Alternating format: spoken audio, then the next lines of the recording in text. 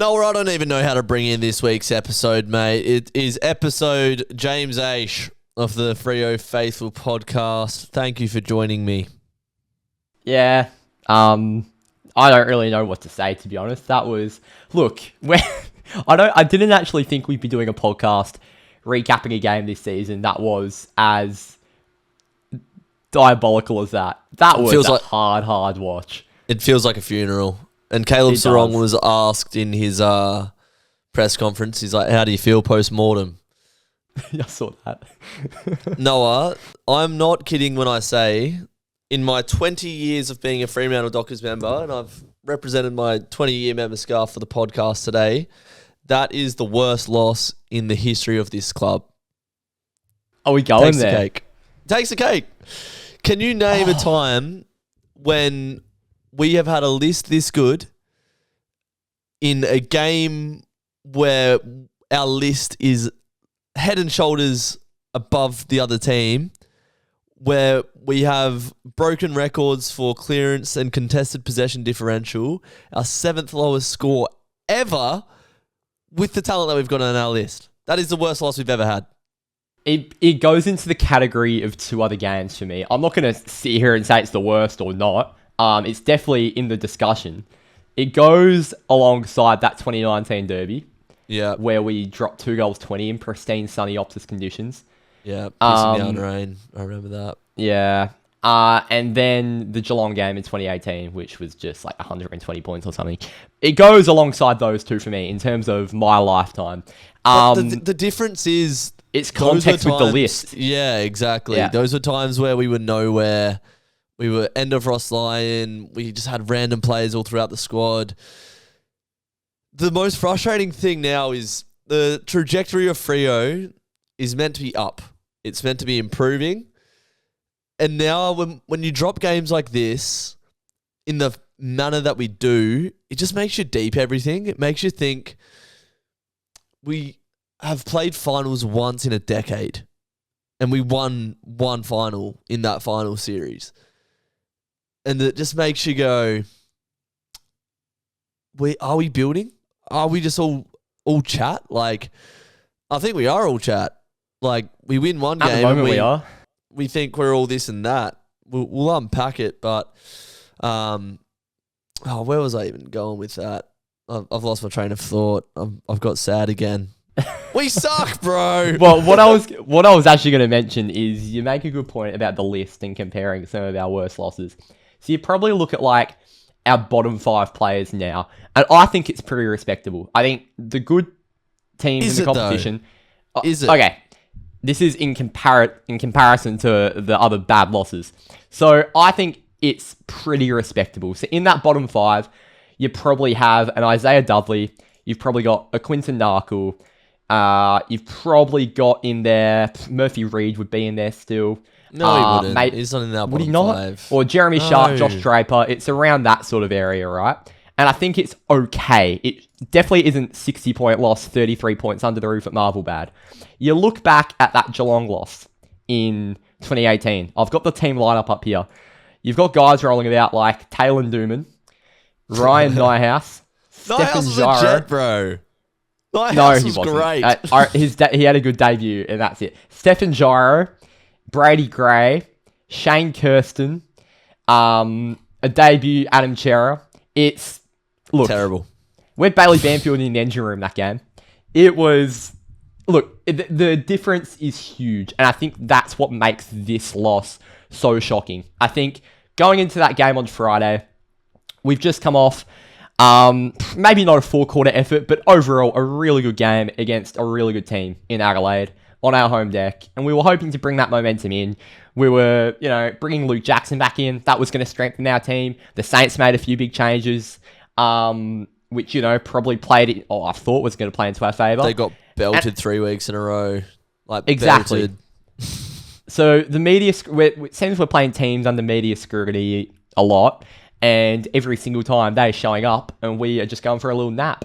I was looking to tear my eyes out halfway through that second quarter. 7 points and a half of football is in no context, in no conditions acceptable. Absolutely what word do I use? Disgusting. I would probably use like 7 points under the roof against a team. Perfect We're not conditions. playing Collingwood or Brisbane or Geelong. We're playing St Kilda. It's ridiculous. What I was trying to say before about, I sort of started going on a big point and then I lost my train of thought, but we haven't played finals since 2022. David Mundy's last game was the last final that we played in. And we expected to build from there. We expected to rise in 2023 and we were dog shit. 2024, everyone wrote us off. And when the whips got cracking later in the year, we lost our last four. Everyone knows what happened. We didn't make finals. When we were third on the ladder in round 20, whatever it was. Yeah. So now you look back at JL's reign and you go, yeah, you're good in 2022. And yeah, we have a young list, but we are losing so much potential now. Like, the expectation is here and the reality is down here. And it's not acceptable anymore. Yeah, we're a side full of promise. On the weekend, we were the least experienced side in the competition again. Like, how do we continue to manage to get more inexperienced and younger? It's ridiculous. It's baffling. I'm not going to, like, sit here and say, you know, piss JL off and whatever, because that's for the long run to decide. But I do feel, I think some people I've seen throughout the week have made a very good point in the fact that young players have always really warmed to Justin Longmuir, and I think he's, since the start of his reign, been a really good coach for the development of younger players, because if you look back at his reign, our drafting has been fantastic, and getting these players to reach their potential has been fantastic. So I think that's been a really strong suit in the reign of Longmuir. But I think the question people are now asking is he the man to take us to the promised land, to the next stage? And especially when you've got so many guys in the market. This is the most open market of coaches we've ever had. The amount of guys that are going to be out of jobs at the end of the year. So I think that's the question that people are asking. He's done a really good job to this stage. We weren't necessarily expected to make finals in that 2022 year. It maybe rushed us in 2023, heightened our expectations. I think the whips are now really starting to crack. Is he the guy to take us to the next stage? I think that's the question people are asking. How old were you in 2015, Noah? 2015, I played Auskick at that prelim final, kicked one from the pocket. So I would have been about 8, 9. That was the last time we were any sniff of being competitive. Yeah. That's how long ridiculous. It's been. Like, you think of, all the games you've been to in that time, all the hope that you have for this football club, and we've got nowhere. At the end of the day, we've got some good assets and the club's in a good place and the culture's supposedly good, but it's just not acceptable anymore. And yeah, I'm not going to sit here and say sack JL either. We've got some comments. Jarvis Hurley says, being JL's biggest supporter, but frick me, doesn't help his case one bit. Genuinely outcoach. Ross Lyon was a far supreme coach to JL on the weekend, tactically. Just far, far better. That's the guy we got rid of to get JL in. It feels like every couple weeks I watch a St Kilda game and I say, yep, another Ross Lyon masterclass, because he just knows how to win those types of games. That was so ugly, yet St Kilda fans were bouncing off it. It was so good to watch from their point of view. They just made the game ugly, they made the game contested, and they made the game a scrap. And literally all you have to do to win a game like that is out-hunt the opposition. We got out-hunted. It was literally simple as that. And we got out-hunted so badly that we broke historical records. Lowest contested possession count in 25 years or whatever. Same with clearance and whatnot. There are about 5 or 6 records that I've seen that are like historical lows in our club's history. We made Cooper Sharman look like fucking Nick Revolt, bro. And he does this every time. Do you remember 2021, last round, played the Saints in Hobart? Yeah. And Cooper Sharman just tore us a new one. I don't even know. I'd remember the game, but I don't remember Cooper Sharman being there. Cooper Sharman's turning into one of those players that only turns it on when he plays Fremantle. Because I'm not saying Cooper Sharman's a bad player, but he's not the next Tony Lockett like what he showed on the weekend. Just the names on this list, bro, that we lost to: Webster, Burns, Stocker. Garcia got the rising star nom, and he's been all right, but he got subbed off last week. Jack McRae, who was a VFL reject last year at the Dogs. And Liam Stocker, by the way, doing an unreal job on Shea they all Bolton. played well, but that's just they know what Ross Lyon has asked them to do before the game, and they've gone and done it. We've got some of the most talented players on our list in the competition, and they don't know how to go out there and do what Justin Longmuir is trying to do. And it's, I don't know. Like JL has a long way to go to get to be a premiership coach. A fucking long way. A long mule, some would say. That's a good one. Yeah, thanks, mate. God, like, yeah, I'm genuinely lost for words. But the thing, people might go, oh, Freo are 4-4. They sit 9th on the ladder. It's not all that bad. When your character gets tested and you crumble every single time, that's not okay. We could make finals, scrape into 8th, but if you go to a game like I went to on Saturday night, Geelong, Collingwood, and you feel the pressure in that game, the atmosphere, the challenges that were thrown at both teams, we're not going to stand up to that, ever. In the current way we're playing, we're never going to stand up to that. All of our losses this year have been pathetic. Let's be real. Not one of them have we shown any desire for more than 5 minutes to go and win the game.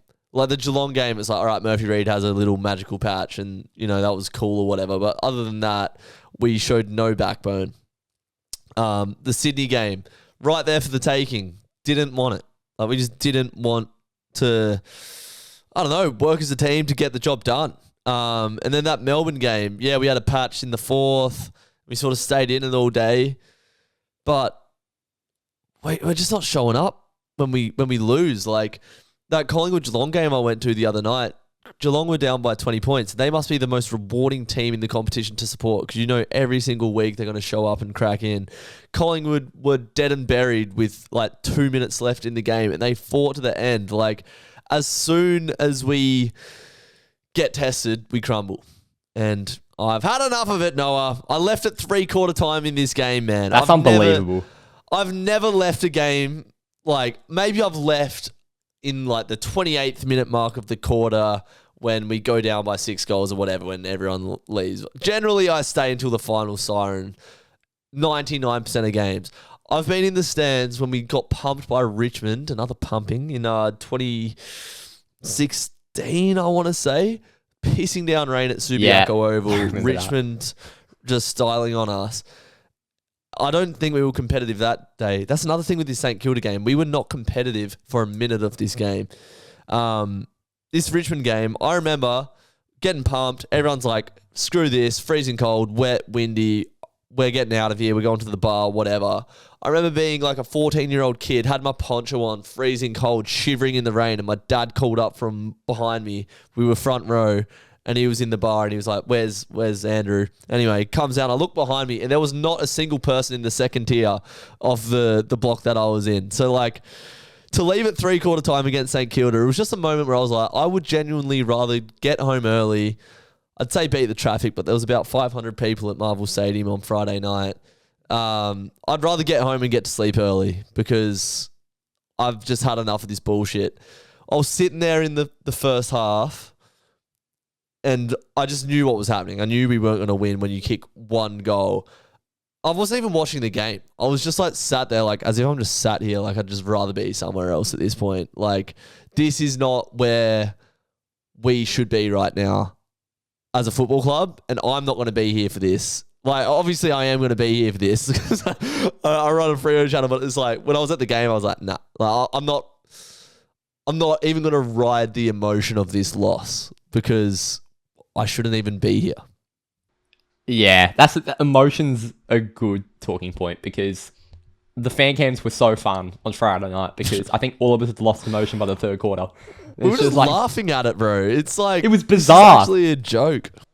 Yeah, it was unbelievable. Yeah, as you said, I reckon the earliest I've left the game is 30-minute mark of the fourth quarter to beat the bus situation at Optus, which is still horrendous. Look, bus of the footy's rough.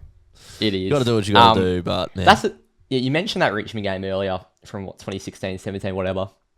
It's this is the thing that just as a fan base we're frustrated with. It is just this long-standing acceptance of becoming mediocre once every 2 weeks. And we just, over our 30-year history, have just not showed up in certain games more times than I don't even know how to put it, but we sometimes just do not show up.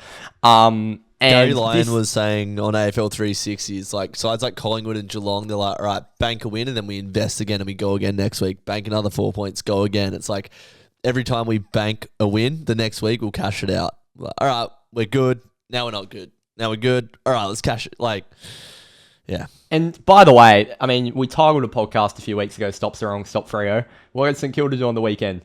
Hold him to a career low disposal total.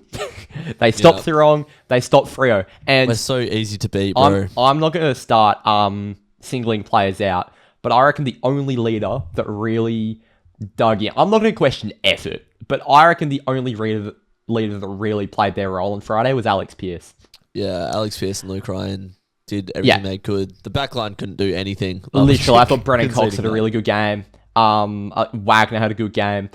But that midfield group, I think, I'm not going to name names. We know who I'm talking about. We've got 2 apparent All-Australian players in there. Brayshaw has had a fantastic season, and Sarong, when he gets going, is a superstar player. I just mentioned names after saying I wouldn't, but here we go. These guys are our vice captains. They are our barometer, and they are fantastic players, but I think we're far, far too reliant on them because yet again, we've had a game where they've both been taken out of the game. Ross Lyon said he didn't tag. Hugo Garcia was putting very tight attention on both of them for most of that game. It was a tag. Did you see Sarong's interview today? I did, came out after training. Yeah, like, there's tagging like Ryan Crowley style, and then there's, I don't know, like, it was a team effort. It wasn't like Windhager went to him, which sort of we expected. Windhager did not do a single job. It was bizarre. Yeah. I was going to say, a bit like you unemployed fuck. I was like, nah, better not. Anyway, back to Freo. Fucking hell. That's unbelievable. At least we can smile on this podcast. Leave that in. The good thing is as well, like, if the emotion wasn't taken out of it by Friday in the third quarter, we're recording this on Monday night. Like, we are so far gone. We're closer to the Collingwood game than that game. You know what's weird though? Like, I'm consuming more footy media this weekend than I ever have this year. Like, as soon as the Q Clash finished on Sunday, first crack came on, I turned my TV off. I'm not doing this.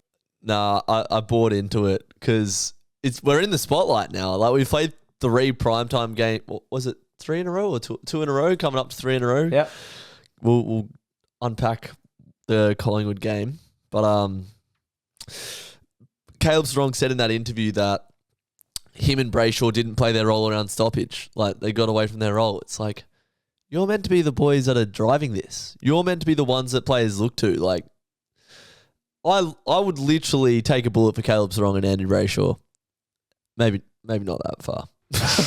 Look, I wouldn't risk my life for those 2. I love them as people. I love them as players, but I'm not putting my body in front of a bullet. I hate to say it. I would lose like the equivalent of the toe next to my pinky for both of them. I'd lose both of them for Andrew Brayshaw and Caleb Sarong. I'd go that far. Yeah. But you can't just say, "Oh, we didn't perform our roles around stoppages." Like, you're the Dons. You're the ones that we're building this freaking club around. We haven't even mentioned 20 minutes into this podcast that Hayden Young has done a hamstring for the 3rd time. That is terrible. It's not even in, like, I mean, it was obviously a horrendous thing, and as the days go on, it is becoming worse and worse as we look at the situation. But on the night, I was so sad. That wasn't even in the top 10 things in my mind. Hayden Young going out for 7 weeks, literally in the top 3 most important players we have. So, yeah, devastating. When he was on, he was the only one that looked like actually doing something. He kicked our only goal of the first half. When we were getting the ball to him in that sort of front of centre position, he was the only one that looked like unlocking anything. And like you said, like, the sadness, I wouldn't say sadness because I'm sort of emotionally detached, but the unbelievable nature of the loss was so great that we almost forgot about Hayden Young's injury. He looked devastated in the rooms. So shit to see. If there's people still listening to this podcast, I'm actually amazed because this is just it's so sad. It's a sad podcast other than me putting get the tissues Noah for out. not having a job. But I do have a job, by the way. That's just a horrific. What's your job? Have you got a job? My YouTube channel. It's not a job, bro. Come on. It is, mate. I make fair revenue from it. Oh. Right, I'll leave this podcast right now. Yeah, and look, we're not going to single out names, but yeah, we've pretty much given raps to every player at some point this year. But yeah, I don't know. We spoke about how good Matt Johnson was last week or how solid he was, but his ball use needs to improve. Yeah, Jai Amos keeps sort of leading sidewards and backwards. I don't know, man. It's Hey, look, I'm not do gonna. these players have the character when it matters?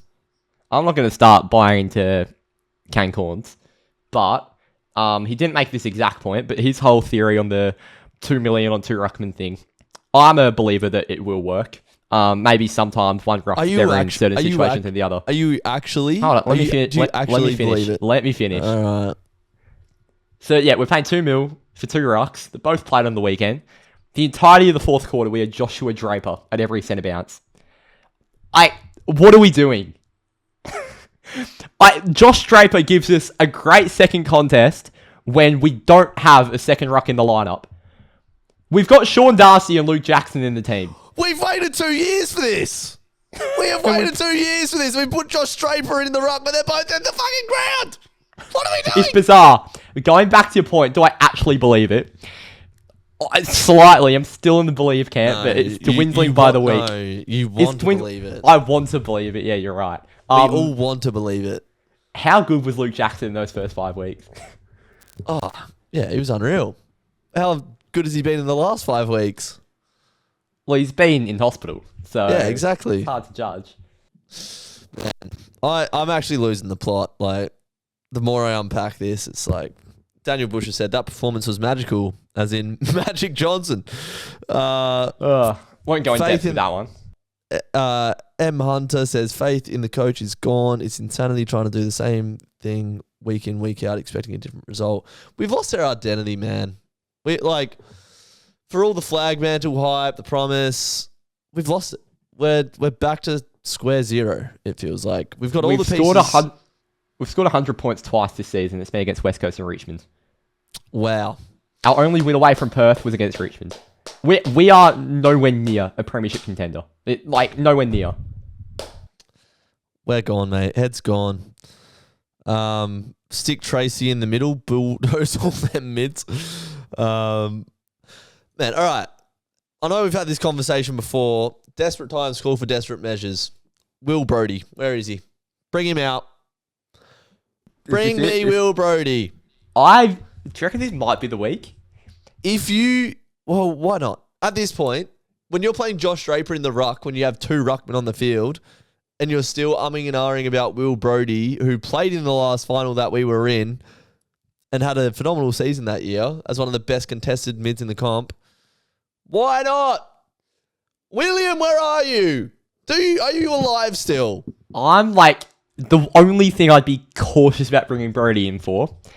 If I am live streaming the teams on Wednesday and all of a sudden I get a notification pop through that Will Brodie's in the team, I will be ecstatic. Don't get me wrong. 100%. I'm not necessarily one that pushes Will Brodie propaganda weekly, but I won't be against him being in the team.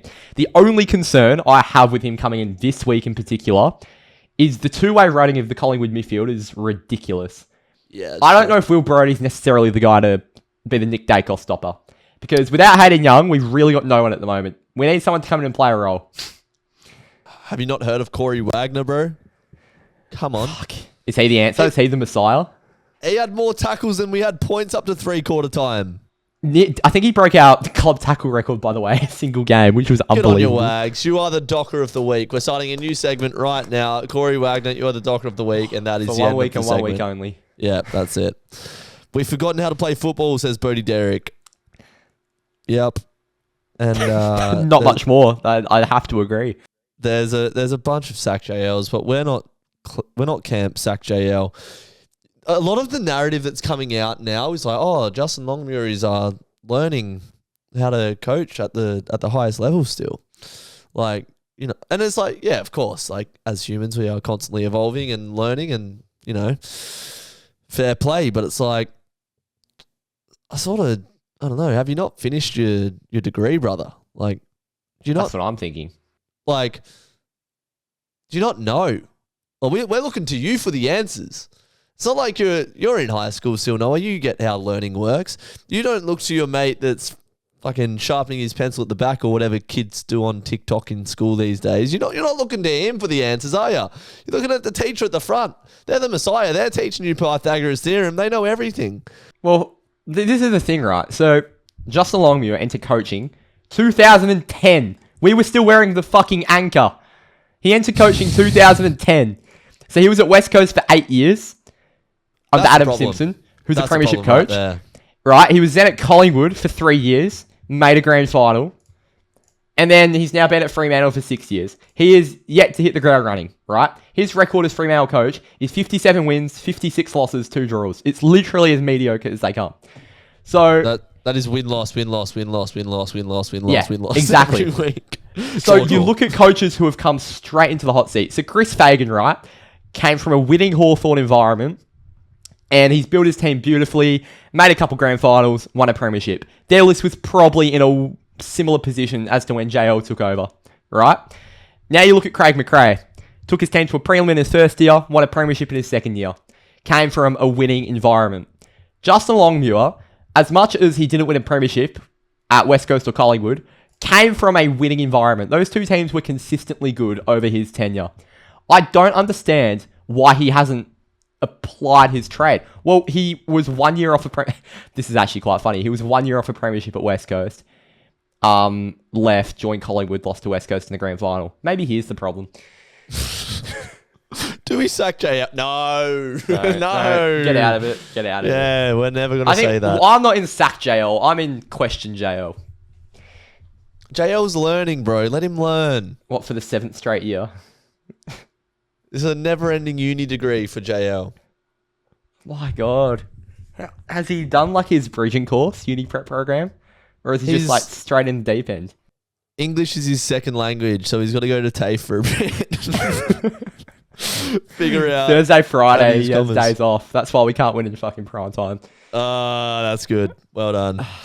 Thanks. All right, we got to unpack this Collingwood game now. Can't wait. You know what? I'm going to say it. We win. Yeah, probably. Nah, I don't. I after what I saw on 3-4 days ago, whatever it was, like, I actually think that loss is going to shake us a bit. Although, having said that, I just did the Oppo view with Swoop Luke, which will be out tomorrow. They're going to manage their players a lot because they're coming off a 5-day break, and then they play Adelaide the week after. I think they have something like a stupid amount of games in like 10 days or something. Oh, poor Collingwood. Collingwood. I feel so bad for all their travel issues, and you know, they sometimes only get 4 games at the MCG in a row. So my sympathy is very, very high with that football club. They might have no Degoe, no Degoe, no Maynard, no Myercheck, no Pendlebury, no Sidebottom. Oscar Elliott was in there too. I saw that. So they could be running around with CJ's brother and Ed Allen in that midfield. Like, it could be thin. They're going to debut some geezer that got drafted, Charlie West or something like that. Is that Riley's brother? Yeah, I think so. Right. I don't know. I'm losing the plot. Usually we have like analysis like, oh yeah, we could really get him in the transition at in this the run and position. gun game. You know, I really feel like we can go toe to toe with Nick Dacos. Like, no, we can't. Something that I heard from someone at the club, and it's very true, is the Fremantle Dockers, you can tell how they're going to play for 4 quarters within the first 10 minutes of the game. And that's a mic drop moment right there. I can't drop this mic because it's sort of mounted, but if I did have a mic to drop, very true. Adelaide game, straight out of the blocks, you knew what you're getting. Bulldogs game, straight out the blocks, you knew what you were getting. West Coast and Richmond, we don't even really count those games, but you know what you're getting in the first quarter with Freo, don't you? Yeah, absolutely. And intensity is going to be so crucial on the weekend Because if you look back to the Collingwood game last year, it was our highest intensity game of the year. It was a draw. It was just full on from minute one to the final siren. So we are going to need to be so on from the get-go, because Collingwood aren't necessarily a team you can give a head start to and just daughter your way back into the game. So yeah, look, it's going to be a difficult one.